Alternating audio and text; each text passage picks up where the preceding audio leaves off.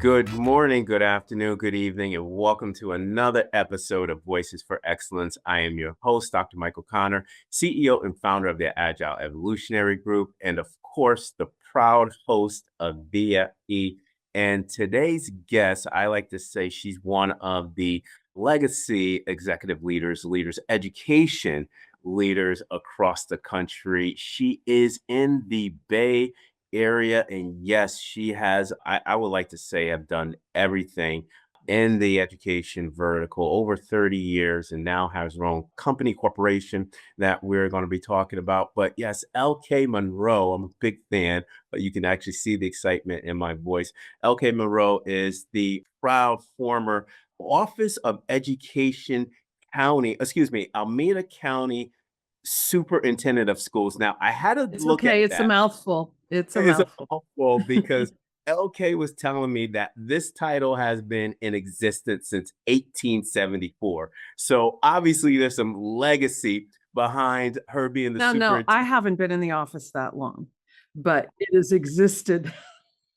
Let's just be clear. Yes. This is why I love LK because go back because LK and I we just vibe off like that. Yes, she is the superintendent of schools. Let me get this correct. The county superintendent of schools, right? All right, the That's right. county Alameda superintendent. County Superintendent of Schools. That's what I was for 8 years.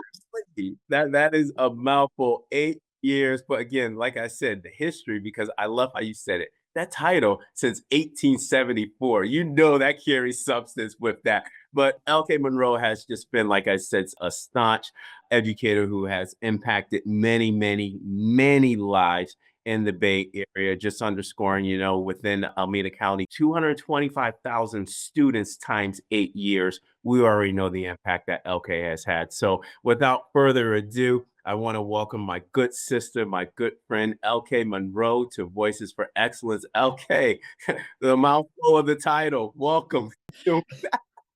Well, thank you so much. It is such a pleasure to be here. Those of us who are in this field, nothing makes us happier than to be able to talk about education and the impact education has. I'm a third generation educator. My grandmother was a teacher. My mother was a teacher.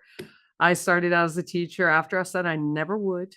And then I said, oh, all right, I'll do this teaching thing, but I'll never be an administrator. Okay, I'll be an administrator, but I won't be a superintendent. So what I learned after many, many years is never say never. But it was my honor to be the elected Alameda County Superintendent of Schools. It's a constitutional office. And now I'm in what I call my rewirement. And have started a social purpose corporation, which I know we'll talk more about. Yeah. LK, thank you for everything. And to my audience, I remember I called LK one day, and when I was talking to LK, I met LK's mother. You remember that, LK? I do. I do.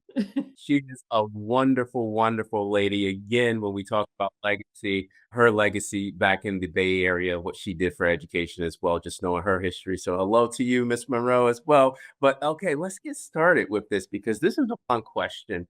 And I love asking this to all of my participants or guests, I should say, on BFB. But for educators that don't know who you are, right? Stakeholders in the ecosystem, leaders, teachers, practitioners, even from the business education vertical that now you have successfully disrupted in such a positive context.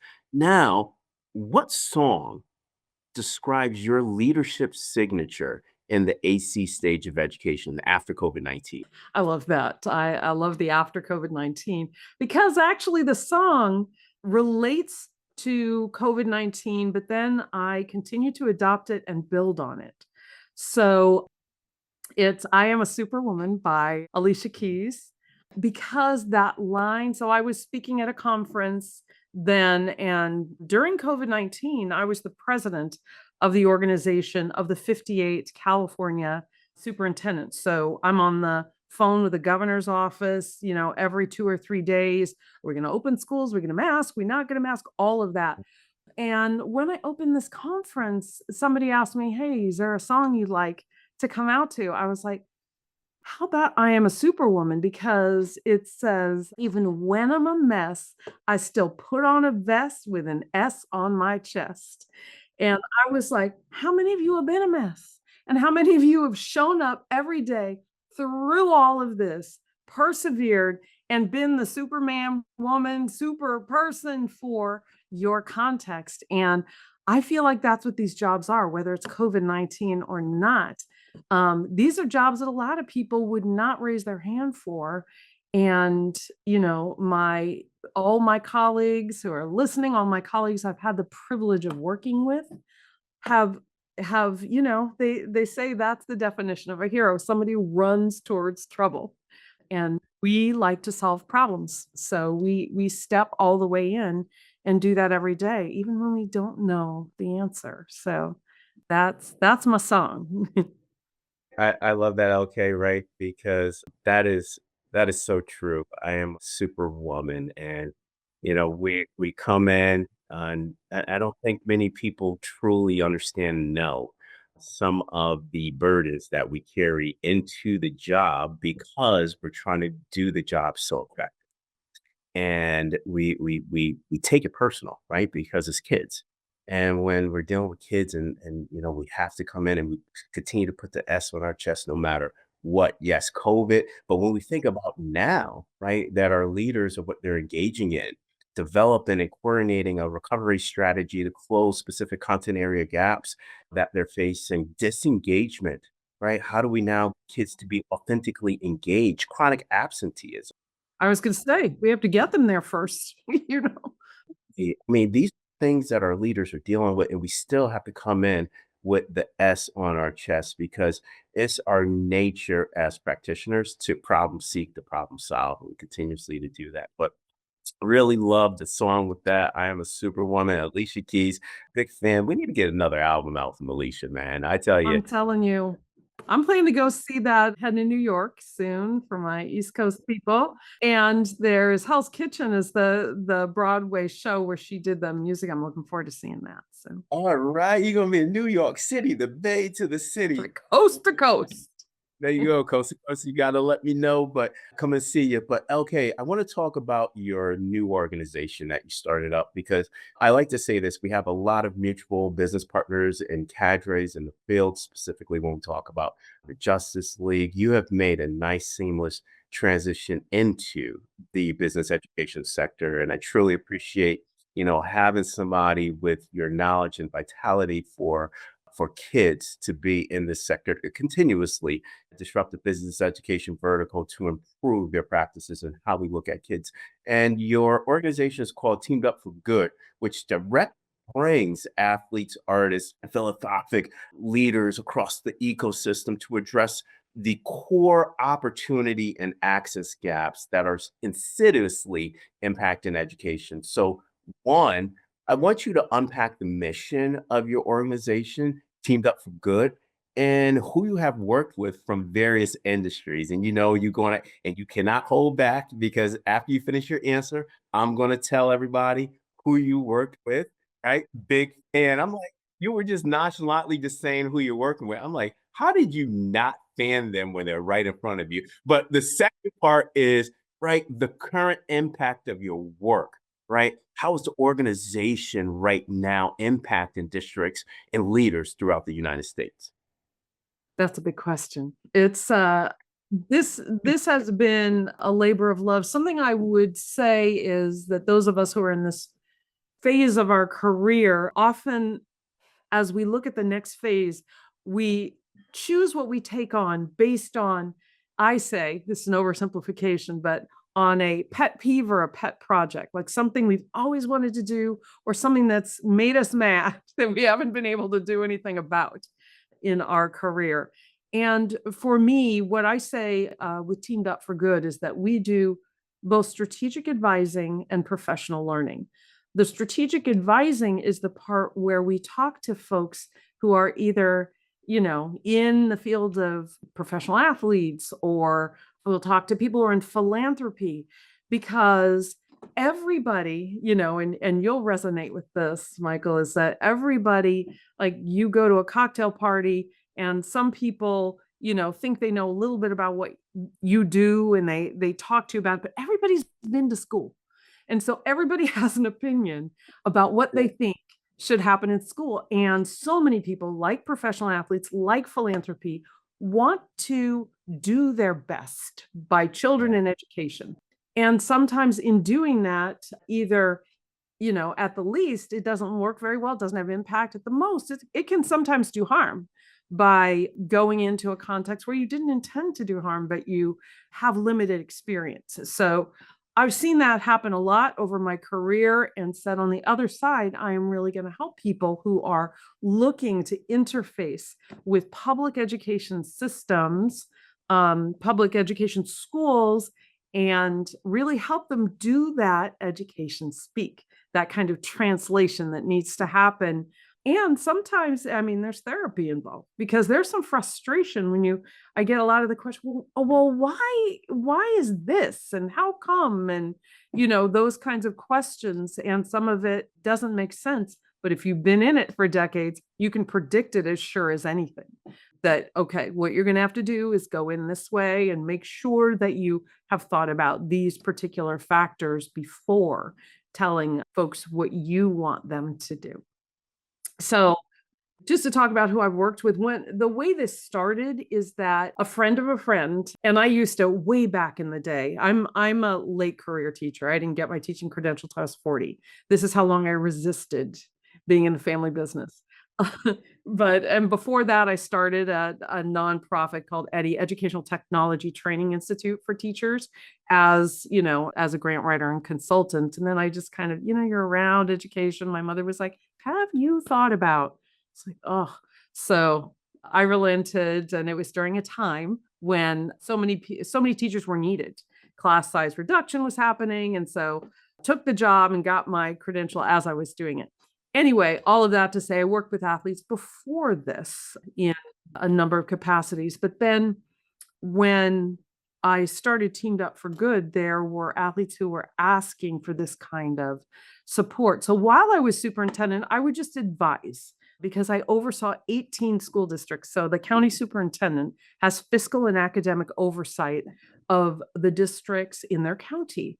And Alameda County has 18, with Oakland and Fremont in the Silicon Valley being the biggest of the districts, Berkeley being another, Berkeley Unified. There was one particular athlete who wanted to set up some tech hubs while I was a superintendent. So the tech hubs were bring in the kids for, kind of work-based learning and give them also job opportunities in the way of internships. And so what this mutual friend said, he was like, okay, look, we're going to launch this. We're going to invite mayors from several cities. We're going to invite supervisors. We're going to invite all these people. Would you just take a look at our presentation? This is how it started.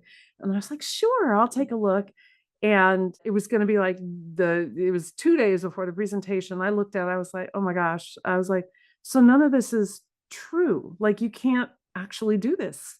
You this is not how education works. You can't just have kids come in and, there are laws and rules that you're going to have to think about before you just grab a bunch of kids and put them in front of a computer. And are you partnering with a district or a community-based organization? So I said to Andre Iguodala, I said, I tell you what, I was like, these people are coming because of you. That's why they're coming. They want to, you're famous and they want to hear what your heart is for this. I was like, that's what you're going to tell them. You're going to tell them about why you're passionate about this and what you hope to do. The brass tacks part can come later. I was like, because we've got work to do. We have to figure out the brass tacks part.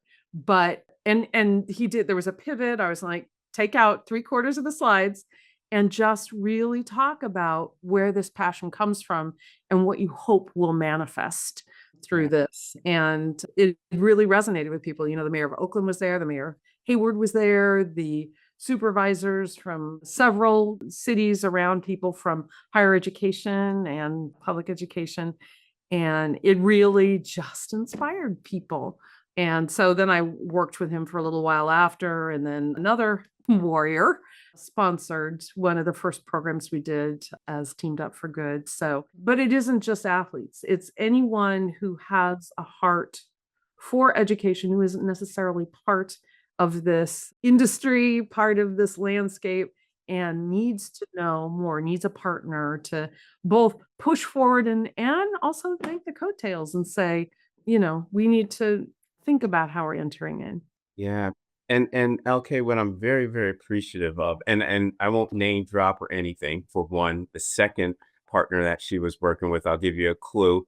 And this is an objective fact. He is the greatest shooter of all time. And everybody knows who that is. But LK, what I appreciate about that, see, I'm a Connecticut guy. I would say Ray Allen, but we'll give the data there. You're streamlining the ideas and the vision of whether it be athletes or anybody that hasn't any have had any traditional relationships with education, and you're bringing that knowledge in to be able to now take this very bold vision that he or she might have and really underscore these elements of the education thread that's needed for the impact, right? Because when I hear that story, I'm like, wow, you took this great idea and then now you provided the necessary support and it be to ensure that is being leveraged with this level of vitality and to have profound impact within the education ecosystem, specifically in the Bay Area. You're doing some really good work now, LK. I'm really, really appreciative of that. I even hear third person, third party about the immense successes that you're having. I'm like, go LK, go LK, go, right? But you keep doing you, LK. Just trying to keep up with you. I mean, literally. That's hey, listen, that's a fallacy, whatever you heard, but but I It's like a want you to full-time job on its own. well, on its own itself, right? I want you to put your county superintendent hat back on because I want you, LK. It took me a while to really understand an educational structure of Alameda County. And this is an elected position. So when we talk about this to my audience, yes, LK had to go out, LK had to campaign, LK had to make a myriad of different speeches, and we know how big the Bay Area is. And then we had to have people finally vote for her and vote for the vision that she was articulating, communicating, and storytelling. But now that is a different pathology, a different route than a It is. traditional superintendent, right? They may embark upon. So what I want you to do now, LK, right? And just for my audience, you won by 53%. That's good. That's over the majority. So that's great. But what advice would you give current superintendents about navigating today's political landscape, specifically in education, right? And when I think of your position as county superintendent, you had to have this triangulation of balancing multiple superintendents, board of educations, that whole aspect of teaching and learning, the financial operations of all those districts, but also navigating the political landscape in the Bay Area. Now, wow, that triangulation is big, but what advice would you give today's superintendents? Because one day they have federal funding, the next day they don't, then they only have 25% of it. Then they're seeing that some of their programs are being eliminated. So we have to keep students at the forefront, right? And ensure their needs are met at a high level. So if I'm a superintendent now, how would I navigate that landscape?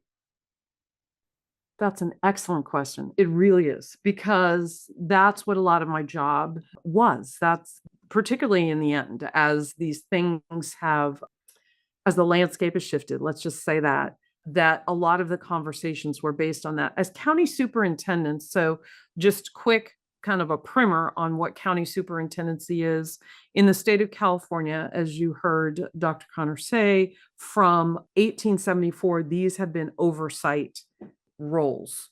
And they've been elected roles, they're constitutional roles of the 58 counties within California, which is now the fourth largest economy in the world. California just elevated from the fifth.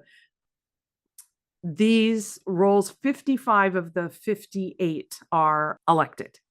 I'm sorry, 50, there are 5 who are not elected. So 53 of the 58 are elected. The others are appointed either by Los Angeles is appointed by the Board of Supervisors, and others are appointed by the boards. So it's complex, but in the last 8 years, it has now become the oversight role. So the state doesn't take over when a district is failing. The county has to go in now. The county superintendent has to go in and support that district. So I sometimes have employees in districts helping, right any particular ship. And also with board members, we convene board members in the county and do professional development and, different types of programs. So all of that to say, when I was convening superintendents, it was monthly on the regular, weekly during COVID.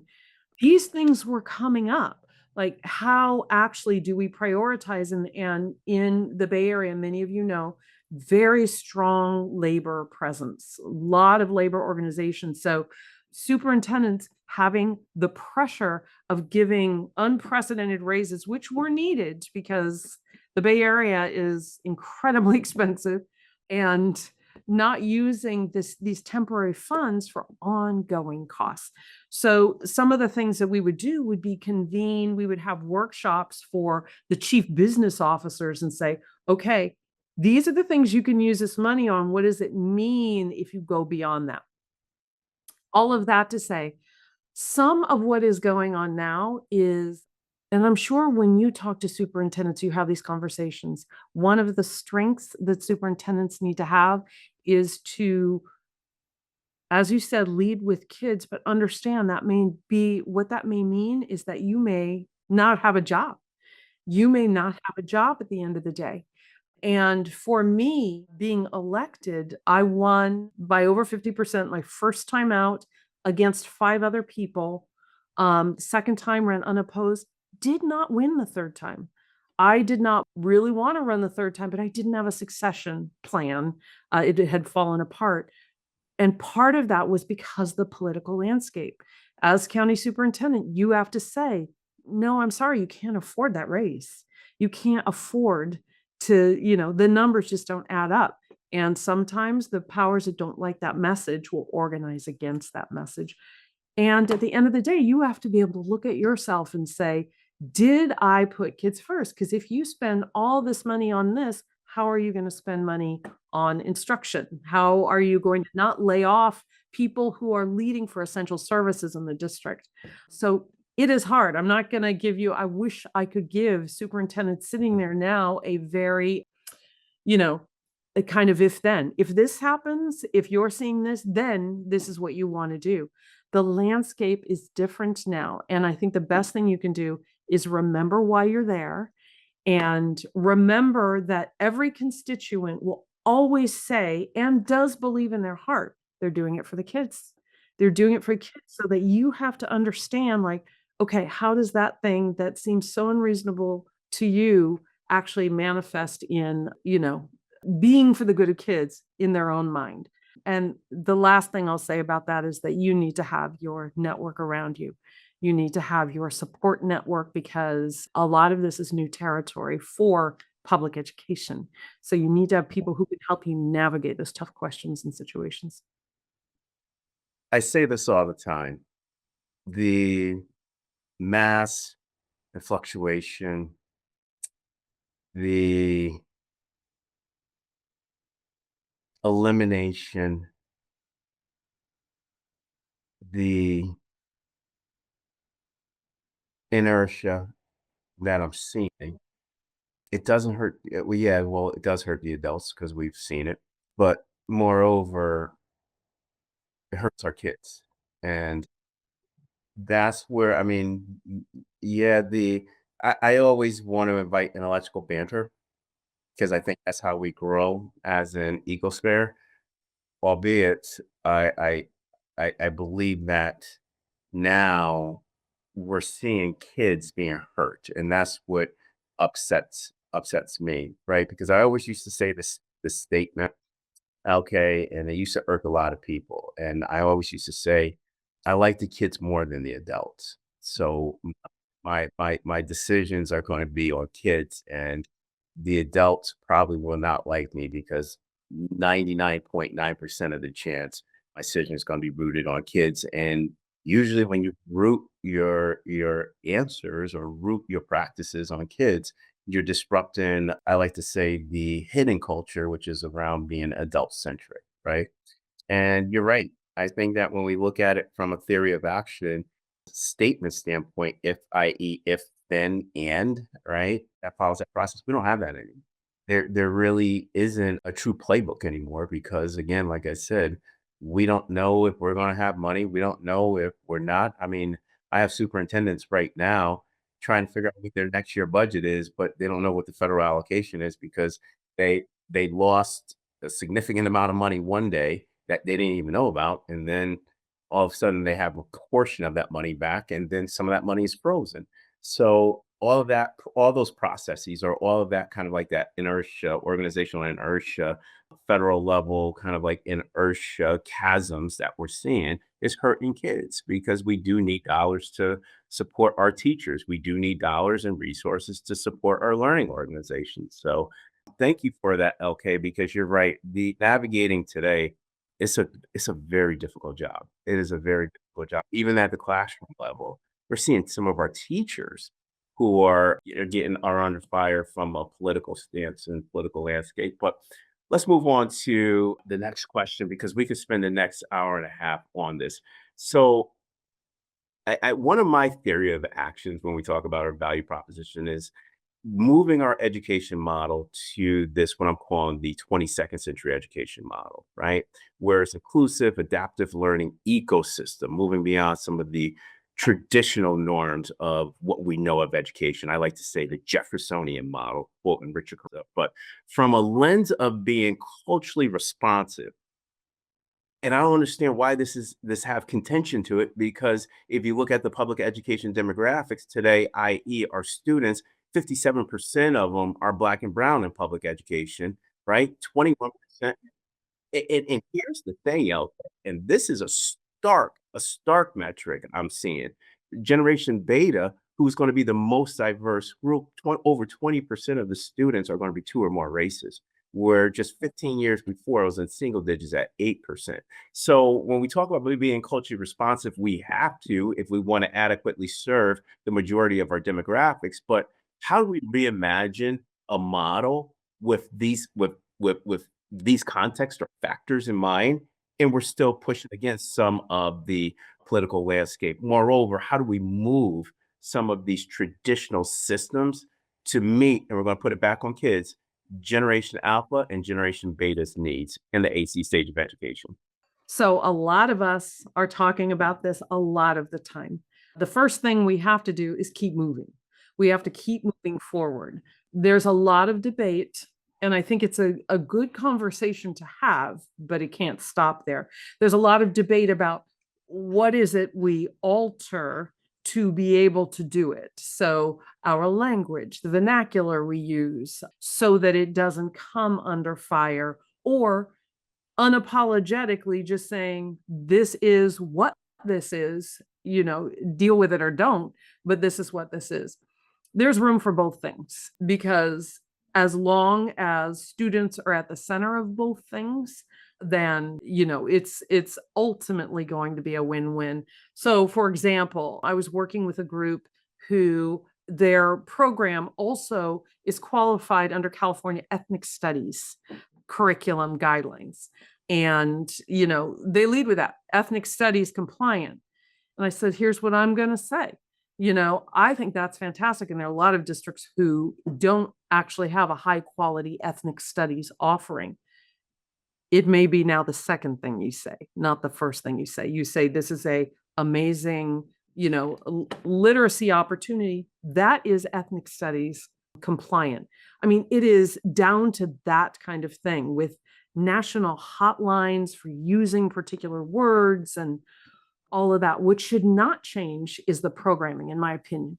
So, for example, a lot of districts and places have spent, including, Alameda County, which is one of the most diverse counties in the nation, have spent a long time, a lot of time on figuring out how to ensure that all groups of students, and mostly our students of color, because that's who's represented in our public schools, are, seen, heard, served, all of those things that we prioritize.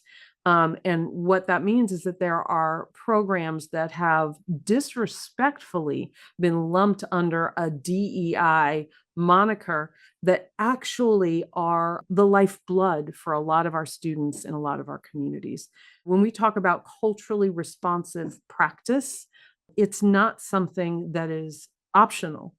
It is who is in front of us. And unless we're thinking about how to best address the needs of those students, you know, unapologetically, then, you know, this game that's being played does not have an endpoint that's a win. So we may as well continue to put our heads down, serve our students of our the diverse needs of our students, and fight the skirmishes as they arise, because they will, and they do. And the noise will be there. But that, I think, for district leaders, for anyone, school leaders, for teacher leaders, that's your job, to make sure that you are that advocate and that voice who can continue to push forward. Nobody's going to be in professional learning communities that we host. Those are incredibly important spaces for practitioners who know that this is vital information. The professional development you offer your teachers, the headline moniker may change, but if anything, the content needs to be more pointed about how to meet the needs of diverse students. Okay, when I hear this phrase that we can't say we want to have or we want to ensure that students have a welcoming environment, right? Because it falls under that inclusive realm and is in the broader aspect of the DEI. I'm like, why are we making the simple hard? Like, Mhm. okay, you and I, if we go somewhere, we want to feel welcome. Mhm. I mean that there's no political or racial context. I just want to feel welcome. So if we need to make our students, we want them to make them feel welcomed in their learning environments. We have a very diverse community. Our demographics are becoming even more diverse. So we have to find new ways to make our students feel welcome. I don't see any contention with that. But you're right, we have to keep students at the core. I look at and LK, you know me so well. I look at things so factual based and analytically based. I don't understand some things that I'm like, where does the politics come in that? Right? When we talk about metabolizing culturally responsive systems, I'm like, we need to because 57% of our students are It's black and brown. always there.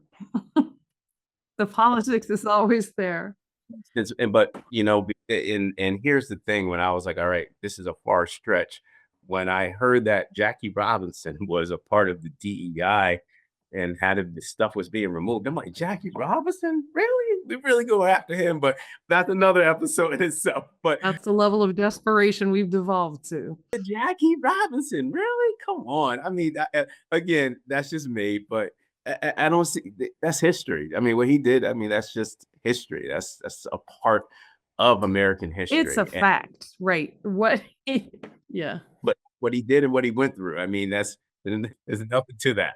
But anyway, with your extensive knowledge and education, LK, I want you to define innovation and AI integration within the instructional model of education, right? And I want to break it down. When we talk about core instruction, when we talk about levels of innovating pedagogies so that now the locus control of learning is on our students, right? When we think about now having that balance between AI and our students and really using it as a strategic tool to either close gaps or to accelerate learning. Right. I'm afraid now we're missing this element of aligning technology and software with the learning needs of our students.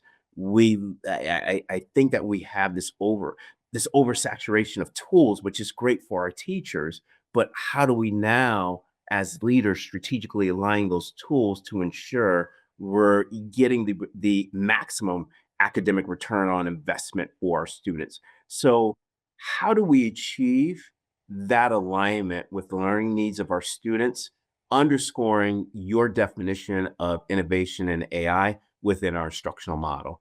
You use the word balance. I don't think we ever really strike a balance.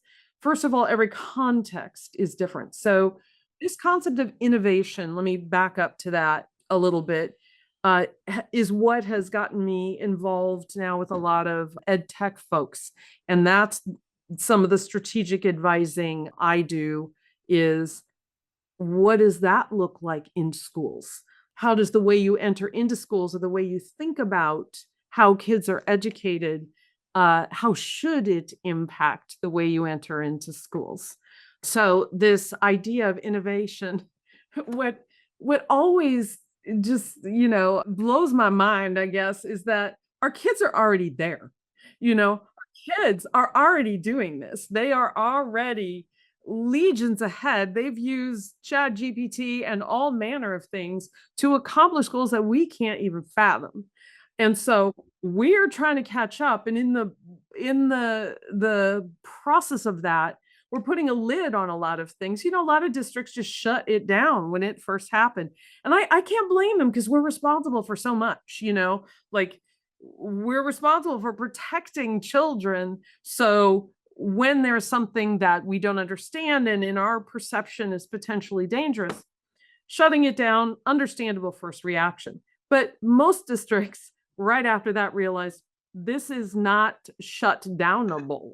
Like this thing is, first of all, it's already everywhere. We're just waking up to the fact that it is a tool that now we're learning how to harness and to utilize. But we're behind. And that's okay. That's just how it goes with generations and how generations evolve. What is not okay is if we don't try to understand and don't try to listen to the voices of young people who are saying, I'm using it in this way. Why wouldn't I do that? Why wouldn't I do that? So there's also another aspect. We need to listen to those voices of young people, but we also can't discount as seasoned professionals how the things that we know map on to this innovation. So, not all of this, not in some cases, not even the majority of what is available is sufficient to be able to move things forward. So, for example, if you hadn't spent the decades you spent in schools and leading, you would not be able to make a platform that relies heavily on technology, but it relies primarily on having seen a problem in a particular way that needs to be solved. So Absolutely. we have to live in that tension with our Yeah. young people. We have to teach them to think critically because you can't even ask the right questions if you can't Yeah. think critically. And we know that all Chat GPT is based on, the higher quality, the higher the quality is of your query, the better the answer is. And then being able to discern, like, is that answer right? I remember when Chat GPT first came out and I had to do a talk and I said, make it, give me a short paragraph, give me a paragraph about this talk, and I input that data in LK Monroe's style. And it did. And I wasn't mad at it. It was fine. Like it gave me some ideas. And then I typed in, who is LK Monroe? Oh, we don't know. Don't have any idea who LK. I'm like, but you gave me that answer. And without even saying, we have no idea who you're asking us to emulate. So our young people are going to need to know that. And there is an over reliance on their part with the tools. There's a fascination with it. There's an interest in it, which there should be, but it is our job as educators, adults, guides to say, so that's good. And yes, you can show me some things about how you're using it. My son does that all the time, how you're using it. I'm like, wow, I had no idea. But then there's a follow-up like, well, how does that impact this? So it's taking it as a total package. That's why there'll never be a balance or hard. You have to have guidelines. You have to have rules about the use of AI and all those things. But you understand all of that is fluid, and next year something else may be introduced that changes that. So the best thing you can do is stay forward thinking and understand that you have to be flexible even as you protect those you are charged with. Absolutely. Flexibility, LK. And I love your statement where you said live in the tension, right? Because You are absolutely 100% correct. When I think about the instructional design, software design, product development process, the Agile Diagnostic and AI platform, and the systems AI navigator, the back end design is all focused on what lived experiences me as a superintendent, chief academic officer, assistant superintendent of teaching and learning, assistant principal, curriculum specialist, and practitioner, classroom practitioner. It's all the lived experiences in this strategic conglomerate that is infused into the software where the output is around continuous improvement, change management using AI. But you are absolutely right. In order to get the software to where it needs, you have to bring in that lived tension from this whole aspect of it. And you talked about this polarity, right? Polarity of some of our foundational practices from living in that tension to now this world that we're living in around digitalization of new technologies that can and will enhance the model that we continuously to underscore. I love how you said it. We have to go back to the crowd, the wisdoms from the crowd, our student voices, because you're absolutely right. Okay. Technology and AI, it is now it's a ubiquitous thread in our life. And the research states that, 1 out of every 3 seconds, we're engaging in some type of form of technology in our life. Mainly, the reason why that data is so small between 1 to 3 seconds is because of the iPhone. We always are on it, checking on it. We're doing something, right? Or your Android for those of you who are Droid people. Android, yes. So LK and one of my keynotes, I was talking about LK. Yes, transition is hard. Transformation is hard, change is hard. And somebody asked me, do we really have to move to this 22nd century education model? And I said, because the transformation is going to be really hard. And I was like, well, let's go back to our personal lives, right? I was like, how many people owned a BlackBerry? Everybody raised their hand. We started laughing because of BlackBerry.